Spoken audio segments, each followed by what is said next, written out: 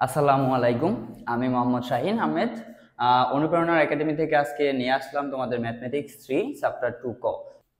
So একটি সামান্তরিকের সন্নিহিত বাহু, দেখো আমি এই অঙ্কটা কিন্তু প্রথম একটা নিয়ম করছি, এটা আবারও করে দিই, এটা খুবই মোস্ট ইম্পর্টেন্ট।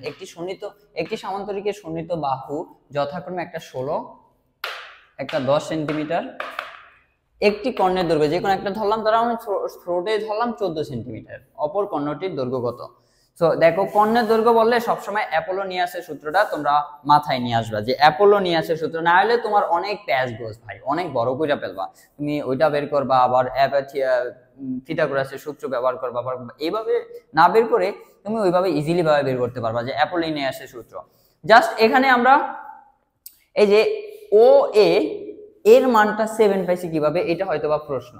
দেখো যে এখন অনেকের প্রশ্ন হতে পারে ও এর মান 7 হলো কেমনে।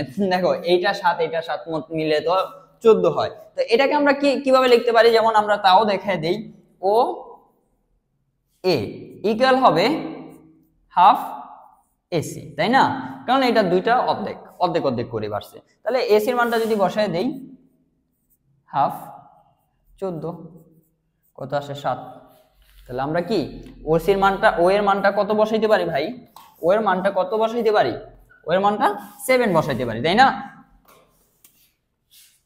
ও এ ইকুয়াল কত? ও এ সমান সমান ও সি সমান সমান কত? 7 সেন্টিমিটার, তাই তো? এবার আমরা সরি এখানে 10 হবে, কারণ এটা 10 হলে এটাও 10 হবে। ওকে, তো এবার আমরা অ্যাপোলো নিয়ে আসে সূত্রটা অ্যাপ্লাই করি। অ্যাপোলো নিয়ে আসে কি সূত্রটা অ্যাপ্লাই করি।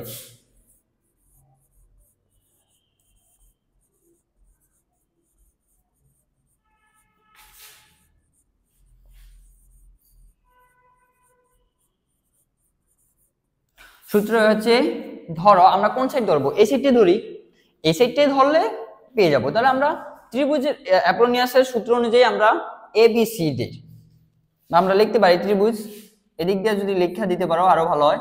ত্রিভুজ এ বি সি এর অ্যাপোলোনিয়াসের সূত্র অনুযায়ী তাহলে আমরা কি লিখতে পারি? অ্যাপোলোনিয়াসের সূত্র বাহু এ বি স্কয়ার বাহু বিসি স্কয়ার টু কর্ণ, একটা হচ্ছে যে কর্ণটা পাইছি ধরো ও এ স্কয়ার যোগ ও বি।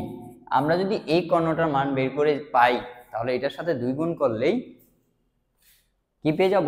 বিডি পেয়ে যাব। তাহলে আমরা ও বির মানটাই আমরা বের করব ফার্স্ট অফ অল। তাহলে ও বির মান কত পাইছি আমরা? এখানে দেওয়া আছে এ বি স্কয়ার হচ্ছে 10, বিসি হচ্ছে কত? 16, টু ও এর মান কত? 7। ও বির মান আমরা বের করব। ওকে, ইয়া তাহলে এটা আসে কত? 100। 16 কে কত দিলে কত আসে? রুট দিলে স্কয়ার,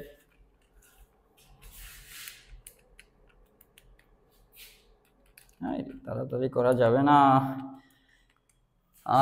256 টু 49 ও বি স্কয়ার। ওকে, এবার এটাকে যোগ করলে কত আসে? 356। এটাতে আমরা এটা গুণ করে দিই, তাহলে 49 কত আসে? 98 যোগ 2 ও বি স্কয়ার। ওকে, এবার প্রয়োজনের সুবিধার্থে মানে আমার অঙ্ক করার সুবিধার্থে আমি এই সাইডে নিয়ে আসি, এই সাইডে নিয়ে আসি সম্পূর্ণটা, তাহলে আর চিহ্ন চেঞ্জ হবে না। যদি একটা একটা করে চিহ্ন সাইড চেঞ্জ করি তাহলে চিহ্ন চেঞ্জ হবে, যদি আমি সম্পূর্ণটাই চেঞ্জ করি তাহলে চিহ্ন চেঞ্জ হবে না। তাহলে আমরা লিখতে পারি 98 যোগ 2 ও বি স্কয়ার সমান সমান 356। ওকে, এবার এইখান থেকে আমরা এখানে চলে যাই। এখান থেকে যদি যাই তাহলে আমরা কি পাবো? ওবির মানটা আমাদের মেইন টার্গেট বের করতে হবে। তাহলে 2 ওবি স্কয়ার সমান সমান 356। এইটা এখানে ছিল প্লাস, এখানে এসে হবে কি মাইনাস। হ্যাঁ, তো মাইনাস করলে কত আসবে?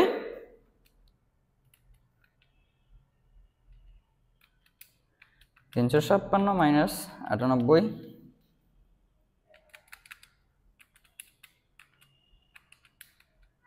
258 কত আসবে? 258। তাহলে 2 ও বি স্কয়ার, তাহলে ও বি থাকবে, ও বি স্কয়ার থাকবে, তাহলে এটা কি যাবে ভাগ আকারে যাবে,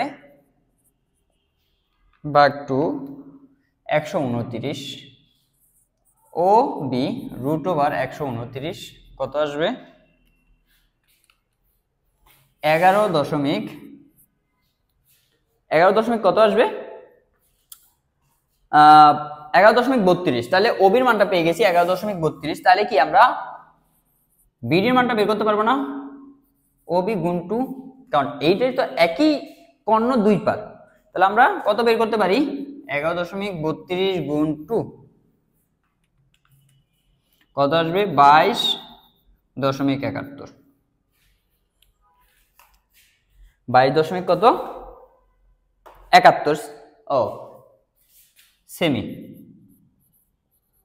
দেখো অ্যাপোলো নিয়াসের সূত্র ব্যবহার করলে ভাই একদম শর্টভাবে তুমি করতে পারবা। যদি তুমি অ্যাপোলো নিয়াসের সূত্র না ব্যবহার করে তুমি পিথাগোরাস অ্যাপ্লাই করবা, আবার ত্রিভুজটাকে এভাবে এখান থেকে একটা বর্গ করে টান রেখাটা বর্গ করবা, এখানে আবার ইয়ে করবা, ভাই দরকার নাই। তুমি অ্যাপোলো নিয়াসের সূত্রটা বেশি কঠিন ভাই, A B square BC square হ্যাঁ সমান সমান 2AO স্কয়ার OB স্কয়ার, হ্যাঁ এই সূত্রটাতে মানগুলো জাস্ট বসায় দিবা, এই তো শেষ। এই সূত্রটাতে জাস্ট কি করবা মানগুলো বসায় দিবা। এই হচ্ছে তোমার কি এইটা হচ্ছে কি ডিরেক্ট হচ্ছে রচনামূলক বা সংক্ষিপ্ততে চলে আসে এই অঙ্কটা। আমি মনে হয় আরো 2টা বা একটা অঙ্ক করাতে পারি এই চ্যাপ্টারে। আর তোমাদের কাছে বিশেষ করে অনুরোধ, তোমরা আমি যেটুকু পড়াই যদি তোমাদের ভালো লাগে অবশ্যই কমেন্ট সেকশনে জানাবা। আবার কে কোন পলিটেকনিক থেকে দেখতেছো এইটাও অবশ্যই কমেন্ট সেকশনে জানাবা। আর আমার ভিডিওগুলো যত পারো একটু শেয়ার করে দিও। জাস্ট মার্কেটিং, আমার মার্কেটিং হচ্ছে তোমরা। তোমাদের এক একজনে 2-3 জন করে বন্ধু বান্ধব আছে, তাদেরকে একটু জানিয়ে দাও, হ্যাঁ তাহলে কি হবে আমি আরো যেমন কালকে একটা ভিডিওতে বললাম যে আমি সামনে তোমাদের কেমিস্ট্রি টিচার নিয়ে আসতেছি, তাহলে এরকম করলে যখন আমি একটা ভালো সাড়া পাবো তখন তো আমি আরো তোমাদের চাহিদা অনুযায়ী, যেমন আমি চিন্তা করতেছি অনেকে বলতেছে ফিজিক্স 1, হ্যাঁ আমি অবশ্যই ফিজিক্স 1টা আনবো। আর বেসিক ইলেকট্রিসিটি নিয়ে অনেকেই অনেক কথা বলতেছে, তো দেখতেছি আমি জিনিসগুলো। জাস্ট তোমাদের একটাই কাজ ভাই, তুমি নিজে করো, নিজে বুঝছো না বুঝছো সেটা আমাদেরকে জানাও। আর যদি না বুঝে অবশ্যই কমেন্ট সেকশনে আসে। আর অত্যন্ত লেভেলের যদি প্রয়োজন হয়ে পড়ে তাহলে তোমার আমার ফেসবুক পেজে হোয়াটসঅ্যাপ নাম্বার দেওয়া আছে, সেখানে আমাকে নক করতে পারো। যদি আমি সময় অনুযায়ী আমার ফ্রি টাইমে আমি বুঝিয়ে দিতে ট্রাই করব। এই তো আর 2টা বা একটা অঙ্ক করব। এখানে বলছি কি ABCD একটা চতুর্ভুজ, ABCD একটা চতুর্ভুজ। এবার আসো আমি কেন চিত্রটি এভাবে আঁকছি, কোণ ABC, কোণ ABC হচ্ছে কোণটা মাঝখানে থাকে সব সময়, ঠিক আছে, বিটা মাঝখানে ছিল। এবার কোণ DAC, এই যে এ হচ্ছে কোণটা সবসময় কি থাকবে মাঝখানে থাকবে ভাই, এ কোণটা এখানে, DAC সমকোণ, সমকোণ মানে কি 90 ডিগ্রি, সমকোণ মানে কি 90 ডিগ্রি। ওকে, এবার আছে AB, AB হচ্ছে কি 112, CD হচ্ছে কি, কেন এইভাবে চিত্রটা ডিরেক্টলি তুমি যদি এই পর্যন্ত আঁকতে যাও, এই জিনিসটা আঁকো, তাহলে তোমার চিত্রটা এইভাবে হয়ে যাবে, তোমার চিত্রটা কি হয়ে যাবে এইভাবে হয়ে যাবে, হ্যাঁ। তারপরে CD হচ্ছে 175, DA বা AD একই কথা 105 হলে চতুর্ভুজের ক্ষেত্রফল নির্ণয় করো। এখন আমি যদি চতুর্ভুজের এখানে ক্ষেত্রফল নির্ণয় করতে যাই তাহলে কি এখানে কয়টা ত্রিভুজ আছে ভাই, 2টা ত্রিভুজ আছে। তো 2টা ত্রিভুজ থাকলে আমরা কিভাবে চতুর্ভুজের ক্ষেত্রফল নির্ণয় করতে পারবো, দেখো আমার এই মানটা লাগবে, এই মানটা লাগবে, তাহলে কি আমি একটা ক্ষেত্রফলটার কি নির্ণয় করতে কি হবে খুব ইজি হবে। আমার এই মানটা যদি পাই, এই মানটা পাইলে এই মানটা আমি কি বের করতে পারবো, তাহলে এই মানটা কি পিথাগোরাসের উপপাদ্য থেকে আমি কি বের করতে পারবো না, পিথাগোরাসের কি সূত্র অনুযায়ী আমি কি বের করতে পারবো না। তাহলে আমরা এই যে ত্রিভুজ ABC এই ত্রিভুজটাতে দেই,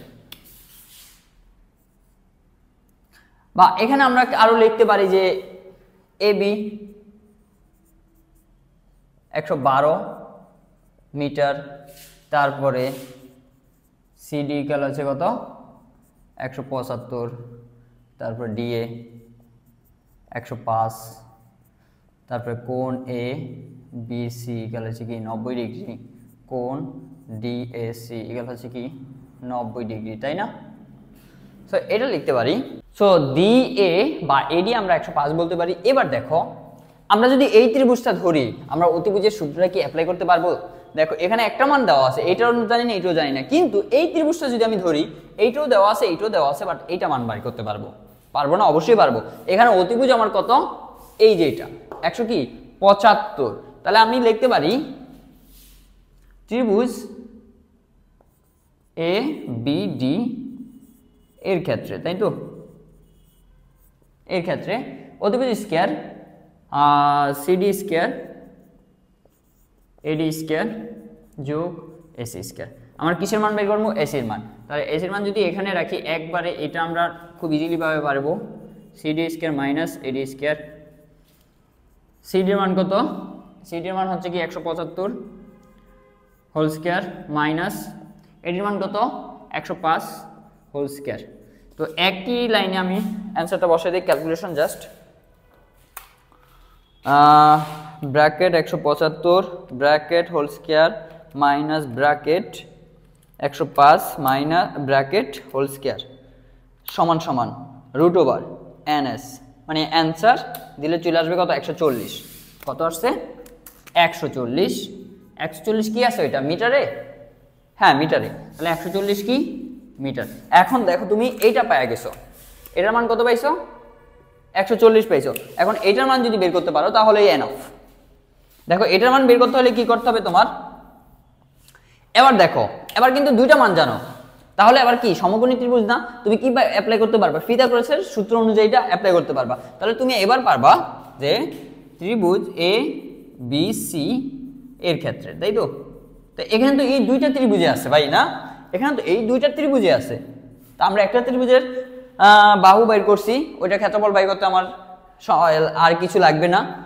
এরপর এই এবিসি ত্রিভুজের ক্ষেত্রে আমরা বের করতে পারি পিথাগোরাসের উপপাদ্য অনুসারে অতিভুজ স্কয়ার এসি স্কয়ার সমান সমান AB square plus BC square. আমার কিসের মান লাগবে? বিসির মানটা লাগবে। তাহলে আমি বিসিটা যদি এভাবে রাখি root over AC square minus AB square. এসির মান কত পাইছি? 140 মাইনাস এবির মান কত? 112 112 হোল স্কয়ার। একবারে যদি আমি করি তাহলে কি হয় দেখো, 140 whole square minus bracket 112 whole square সমান রুট অ্যান্সার 84 কি মিটার। এখন দেখো আমি যদি এই ত্রিভুজের ক্ষেত্রফলটা বের করতে যাই তাহলে কি করতে হবে? হাফ ইন্টু ভূমি পূরণ উচ্চতা, হাফ ইন্টু কি ভূমি পূরণ উচ্চতা। এই ত্রিভুজটা যদি ক্ষেত্রফল তুমি বের করতে যাও তাহলে কি করতে হবে? দুইটা ত্রিভুজ এবিসি ত্রিভুজের ক্ষেত্রফল হচ্ছে কি এবিসি ত্রিভুজ আর এডিসি ত্রিভুজ। তাহলে এবিসি ত্রিভুজের ক্ষেত্রফল কি? হাফ ইন্টু ভূমি পূরণ উচ্চতা। আর এডিসি ত্রিভুজের ক্ষেত্রফল আমরা সেম ভাবে লইতে পারি হাফ ইন্টু ভূমি পূরণ উচ্চতা, তাই না? সো দেখি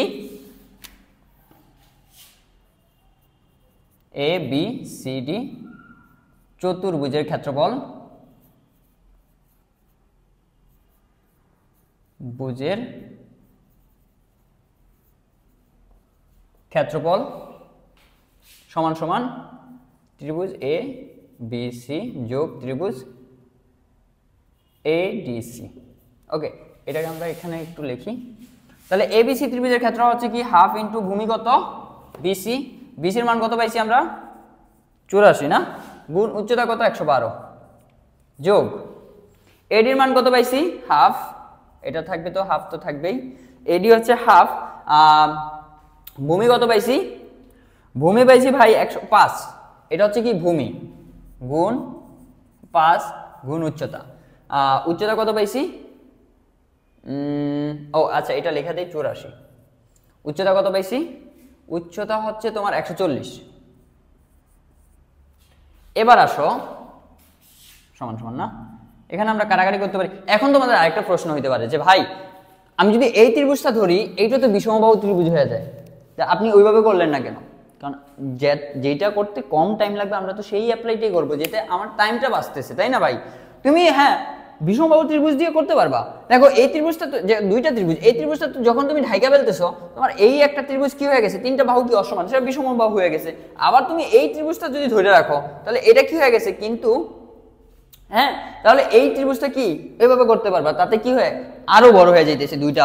তুমি এইভাবে করলে দেখো একটা দুইটা লাইনে কি কমপ্লিট করতে পারতেছো। তাহলে এটা দিয়ে এটা ভাগ করো, দেখো কত আসে। আমরা এটা দিয়ে এটা ভাগ করি 2 দিয়ে 84 রে 84 ভাগ 2, সরি কি আসলো, ভাগ 2, 42 গুণ 112, তাই না? আর এখানে 2 দিয়ে 140 ভাগ করি তো কত আসবে, গুণ, এখানে আমরা ব্র্যাকেটও ইউজ করতে পারি সুবিধার্থে, কত আসবে 70 না, 70 দিয়ে গুণ 140, এটা দিয়ে এটা গুণ করো কত আসে, 42 গুণ 112 4704 যোগ 105 গুণ 70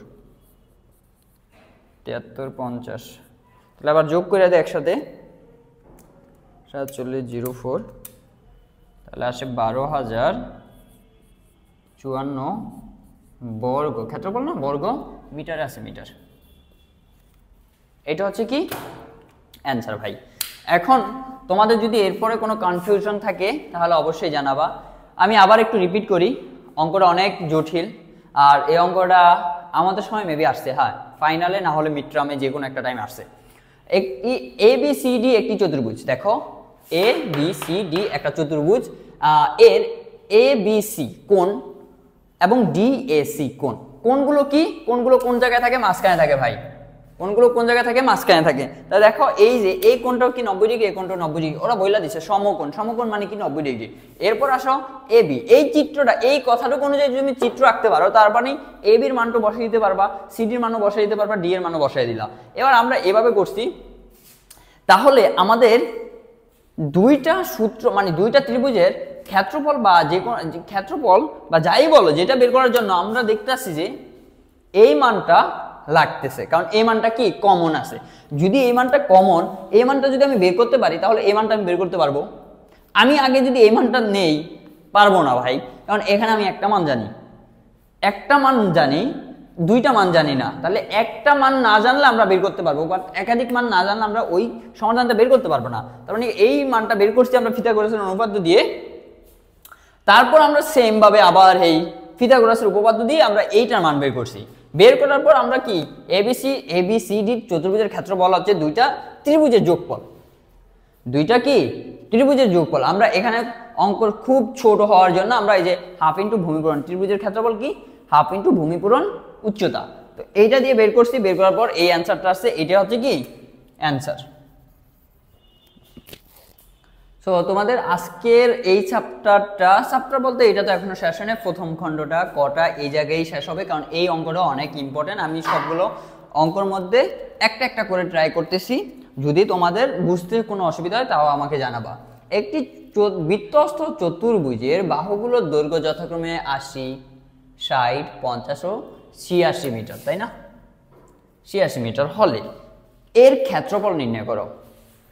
সো এর ক্ষেত্রফল নির্ণয় করতে হইলে তোমার কি করতে হবে জানো? আগে এটার অর্ধ পরিসীমা বের করতে হবে।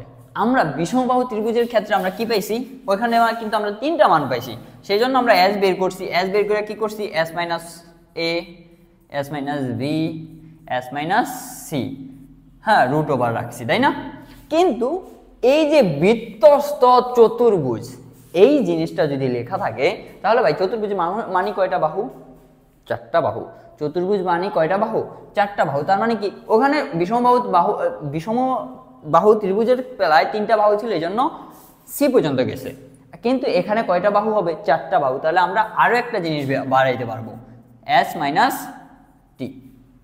ওকে, সো এখন আমরা ধরেই নেই এখান থেকে জাস্ট এইটা হচ্ছে এইটুকু সিম্পলি যে একটা জিনিস আমরা ধরি এখানে মান না দিলেও কিছু হয় না, কারণ এস বের করতে আমরা জানি পরিসীমা অর্ধ পরিসীমা বের করতে সবগুলো বাহুর যোগফল ভাগ কি 2। তারপর যদি আমরা ধরি AB সমান সমান 86 সরি 80, BC সমান সমান কত 60, CD সমান সমান 50, AC সরি C দুইটা দিছি, D হচ্ছে 50 আর সরি 86। ওকে, এগুলো সব হচ্ছে কি মিটারে আছে না, মিটার মিটার মিটার। ওকে, তারপর এখন কি করতে হবে আমাদের অর্ধ পরিসীমা নির্ণয় করতে হবে। অর্ধ পরিসীমা মানে কি এস, এস এর মানটা নির্ণয় করো D/2। ওকে, সো এখানে মানগুলো বসাই দিই আমরা। 80 যোগ 60 যোগ 56, 56 না 50, 50 যোগ কত 86 বাই কত 2। ক্যালকুলেশন করি কত আসে দেখি। 80 যোগ 60 যোগ 50 যোগ 86 বাই 2, 138। এবার আমাদের কি বলছে এর ক্ষেত্রফল নির্ণয় করতে। তাহলে ABCD বা বৃত্তস্থ চতুর্ভুজের ক্ষেত্রফল আমরা লিখতে পারি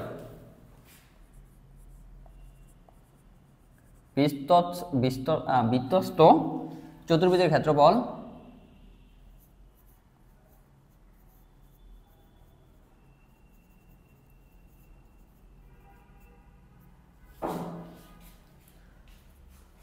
√S, S minus A, S minus B, S minus C, S minus D। ওকে, বৃত্তস্থ চতুর্ভুজের ক্ষেত্রফলটা হচ্ছে কি জাস্ট এখানে আমরা ওই যে ত্রিভুজের বিষমবাহুর খেলায় একটা S আগে নিয়েছিলাম, বাট এখানে কি হবে না। সো এরপর কি হবে, আমরা S এর মানটা পাইলাম 138, S এর মানটা আবার বসায় দেই জাস্ট এইটুকুই তো সমান সমান S এর মান কত 138,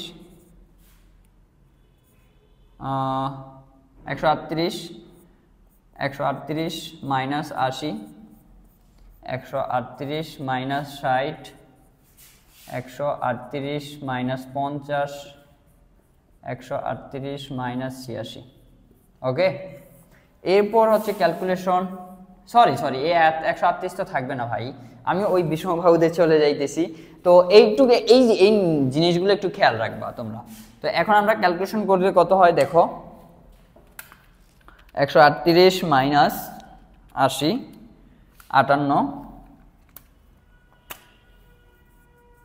গুণ 138 মাইনাস 60 78 গুণ 138 মাইনাস 50 88 গুণ 138 মাইনাস 86 52।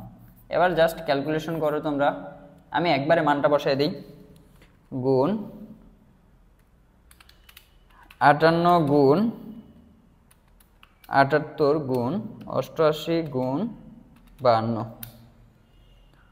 √ অ্যান্সার কত আসে 4549.92 বর্গ মিটার। সো জাস্ট এই জিনিসটা বিষমবাহুর মধ্যে জাস্ট একটু তফাৎ, সেই তফাৎটা হচ্ছে কি এখানে, কারণ চতুর্ভুজের জন্য আরেকটা মান বাহু বাড়ছে, আর হচ্ছে কি এখানে S গুণ নাই। জাস্ট এই চতুর্ভুজের যদি বলে চতুর্ভুজের বৃত্তস্থ চতুর্ভুজের বাহুর ক্ষেত্রফল বের করতে বলে, বৃত্তস্থ চতুর্ভুজের ক্ষেত্রফল বের করতে বলে, তাহলে জাস্ট তুমি এই সূত্রটা মাথায় রাখবা। কিন্তু আবার বিষমবাহুর জায়গায় বিষমবাহু ত্রিভুজের মতো এখানে S টা নিয়ে আসো না, যেটা আমারও একটু আগে ভুল হয়েছে যে আমিও S লিখে ফেলছি। হ্যাঁ, সো তোমরা একটু খেয়াল করবা। আর সব থেকে বড় কথা হচ্ছে তোমরা যদি 1 থেকে 3, 4 অধ্যায়, এগুলো অনেক লং আলোচনা হবে, কিন্তু পরবর্তী অধ্যায়গুলো খুব ছোট ছোট আকার, যেমন প্রিজমের, এরপরে আরও আছে ঘনক, ঘনকের, এগুলো জাস্ট ভাই একটা ক্লাসেই বোঝানো যাবে। কিন্তু তোমার প্রথম যে চ্যাপ্টারগুলো আছে এগুলো তোমরা ভালো করে একটু বইয়া নিও আর বারবার প্র্যাকটিস করো ভাই। জাস্ট আমি একটা নিয়মের একটা অঙ্ক করে দিতেছি, তার মানে এই না তোমার এইটাই পরীক্ষার খাতায় আসবে, তাই না? এইটাই পরীক্ষার খাতায় আসবে এরকম না, কিন্তু আমি এটা বলতে পারি যে এই নিয়মটি ইনশাল্লাহ আসবে। নিয়ম শিখো, কারণ মানগুলো চেঞ্জ করে দিতে পারে, মান চেঞ্জ করে দিতে পারে না? অবশ্যই, জাস্ট নিয়মটা শিখে রাখলে তুমি আটকাবা না। তুমি যদি পথ চিনা রাখো অবশ্যই যাইতে পারবা, কিন্তু তুমি যদি পথ না চিনা যাইতে থাকো, গুগল ম্যাপ দেখালে তুমি ভুলও রাস্তায় চলে যেতে পারো। সো এইটাই, তোমরা জাস্ট নিয়মগুলো জানো। আর আজকের মতো ক্লাস এই জায়গায় শেষ। সবাই ভালো থাকবা, সুস্থ থাকবা, আমার জন্য দোয়া করবা। আসসালামু আলাইকুম।